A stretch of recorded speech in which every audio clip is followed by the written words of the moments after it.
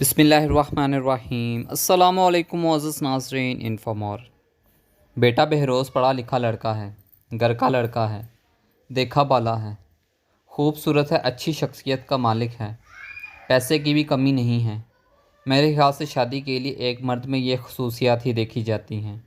اس کی ماں نے اسے پیار سے دلیل دی تھی، مگر اس نے اپنی ماں کو سمجھانے والے انداز میں کہا تھا، ماں، حسن اور پیسہ سدا رہنے والی چیزیں نہیں ہیں۔ بہروز کو انسان کی کوئی قدر نہیں ہے۔ میں چاہتی ہوں میری شادی کسی ایسے انسان سے ہو جس کے پاس بھلے مال و دولت یا حسن نہ ہو، لیکن وہ انسان کو عزت دینا جانتا ہو، عزت لینا جانتا ہو، مشکل وقت پر ساتھ کھڑے رہنا جانتا ہو۔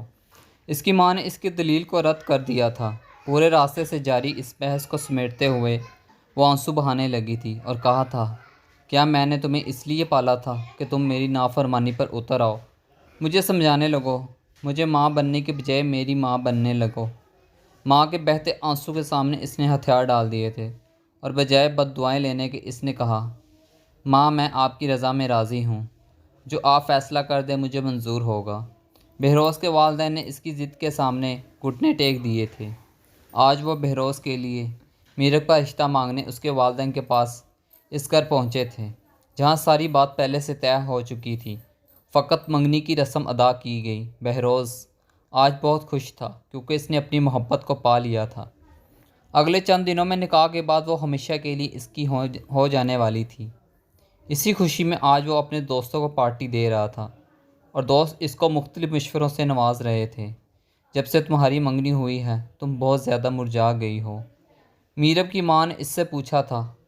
آخر کو ماں تھی، اپنی بیٹی کے چہرے پر ابھی پریشانی کو بانپ سکتی تھی۔ بیٹی کی اداسی اسے غمگین کر دیتی تھی۔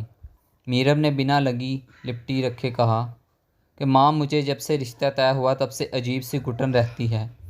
مجھے لگتا ہے یہ جو رئیس زادے ہوتے ہیں ان کے لیے رشتے نہیں اہم ہوتے، وہ فقط اپنے جذبات کو محبت کا نام دے کر کسی کو اپنا لیتے ہیں اور پھر جلد ہی اس سے اکتا جانے پر اسے چھوڑ دیتے ہیں۔ اس کی ماں نے اسے تسلی دی اور سمجھایا تھا کہ بہروز ایسا نہیں ہے، تمہیں نہیں پتہ اس نے کتنی منتوں اور واسطوں سے تمہیں مانگا ہے، وہ کبھی تمہاری بے قدری نہیں کرے گا۔ اس کو پتہ تھا کہ اگر وہ مزید بحث کرے گی تو اس کی ماں پھر رو دے گی، اس لیے اس نے بحث کو سمیٹتے ہوئے فقط ایک فقرہ بولا تھا کہ ماں، پیسے والوں کے لیے خواہشوں کی تکمیل سے بڑھ کر کچھ نہیں ہوتا، نہ انسان، نہ رشتے، نہ اچھائی، نہ برائی، نہ قدر، نہ اہمیت، نہ وقت، بس وہ سب کچھ پیسے کی نظر سے دیکھتے ہیں اور جس طرح سے ہو سکے اپنی خواہش کی تکمیل کر لیتے ہیں، اور خواہش پوری ہو جانے کے بعد وہ سب کچھ بھول جاتے ہیں۔ پھر بنا ماں کی بات کا کوئی جواب سنے وہ وہاں سے اٹھ کر چلی گئی تھی۔ آج بہروز کا نکاح تھا۔ وہ اپنے دوستوں کے ساتھ سج کر آیا ہوا تھا۔ وہ کسی شہزادے سے کم نہیں لگ رہا تھا۔ اس کے چہرے کی مسکراہٹ اس کی دل کی خوشیوں کا پتہ دے رہی تھی۔ یہ شادی نہیں، دولت کی نمائش کا ایک فنکشن تھا، جہاں بہروز، اس کی فیملی، اس کے رشتہ دار اور دوست اور ان کے والد کے کاروباری حصے دار دولت کا معاملے میں ایک دوسرے کو نیچا دکھانے کی کوشش کر رہے تھے۔ کوئی پیسوں کی گڈیاں وار رہا تھا، کوئی سونے کے زیورات گفٹ کر رہا تھا اور کوئی برانڈڈ کپڑوں اور گاڑیوں کے تحفے دے رہا تھا۔ خیر، شادی ہو گئی۔ چند دن بعد حالات نارمل روٹین میں واپس آ گئے۔ میرب نے بالکل گھریلو خاتون کی طرح گھر کے تمام امور سنبھال لیے۔ اس کو گھر میں پوری عزت و تکریم ملی تھی، کسی قسم کی کوئی روک ٹوک یا کوئی ڈانٹ ڈپٹ نہیں تھی، مگر نہ جانے کیوں اس کے دل میں ایک وسوسہ تھا، ہمیشہ پریشان کیے رکھتا تھا۔ میرب کی ماں کو میرب کی موت کی اطلاع پہنچائی جا چکی تھی۔ یہ اتنی اچانک آئی تھی کہ سب کے ہوش گم ہو گئے تھے، کیونکہ سب لوگ تو خوشخبری کے انتظار میں تھے، کیونکہ میرب چند ہی دن میں ماں بننے والی تھی، مگر اس خبر نے سب کو چھکرا کر رکھ دیا تھا۔ میرب کی ماں کے ہاتھ میں موجود چائے نہ جانے کب زمین پر گر چکی تھی۔ گرم چائے سے اس کے پاؤں تک جھلس چکے تھے، لیکن اسے تکلیف کا کوئی احساس نہیں تھا۔ اسے بازوؤں سے جھنجھوڑ کر بتایا گیا تھا کہ کوئی چیز اٹھانی ہے تو اٹھا لے، جلدی چلیں، میرب کی ایکسیڈنٹ میں موت ہو چکی ہے۔ وہ جس حالت میں تھی اس حالت میں ہی روڈ پر پڑی تھی۔ ان کو یہ بھی نہیں پتہ تھا کہ وہ کس کی گاڑی میں سوار ہو رہے ہیں اور وہ گاڑی انہیں کہاں لے جا رہی ہے۔ تقریباً 10 سے 15 منٹ تک روڈ پر بھاگنے کے بعد گاڑی ایک جگہ پر رک گئی تھی، جہاں ایک تباہ حال کار کے پاس بہروز کھڑا تھا۔ میرب امید سے تھی بہروز کی شدید خواہش تھی کہ اس کے گھر میں پہلی اولاد بیٹا ہو، لیکن شو میں قسمت جب ڈاکٹر سے میڈیکل ریکارڈ میں پتہ کروایا گیا تو پتہ چلا کہ ماں کی کوکھ میں پلنے والا بچہ بیٹی ہے۔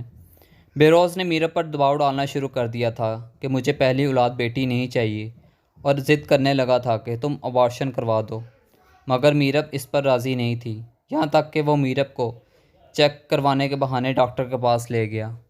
ڈاکٹر کو اس نے پہلے ہی کثیر رقم دے رکھی تھی۔ ڈاکٹر میرب کو بے ہوش کیا اور اس کے ابارشن کر دیا۔ ہوش میں آنے کے بعد جب میرب کو پتہ چلا کہ اس کے ساتھ کتنا بڑا سانحہ بیت چکا ہے تو وہ پاگلوں کی طرح رونے لگی تھی۔ اس کی آنکھوں سے بہنے والے آنسو سرسبز شاداب پہاڑوں میں بہنے والی آبشاروں کی طرح خوبصورت لگ رہے تھے، مگر آبشاریں روح کو تازگی بخشتی ہیں، نہ جانے کیوں یہ آنسو دیکھ کر بہروز کی روح کرب میں مبتلا ہو رہی تھی۔ بہروز نے اپنی انگلیوں کی پوروں سے وہ آنسو صاف کرنے چاہے، لیکن میرب نے رخ پھیر لیا تھا۔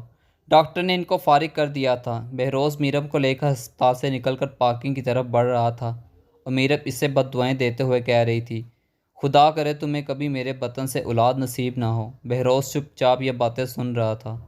اس کے اطمینان میں کسی قسم کی کوئی کمی نہیں آئی تھی کیونکہ وہ اپنا کام کر چکا تھا، لیکن میرب گاڑی میں بیٹھ کر بھی اسے یہی بد دعائیں دیتی جا رہی تھی۔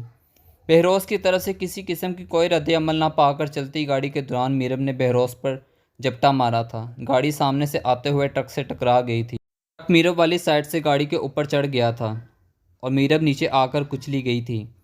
جب میرب کی ماں وہاں پہنچی تو بہروز تباہ حال کار کے سامنے ٹھیک ٹھاک کھڑا تھا۔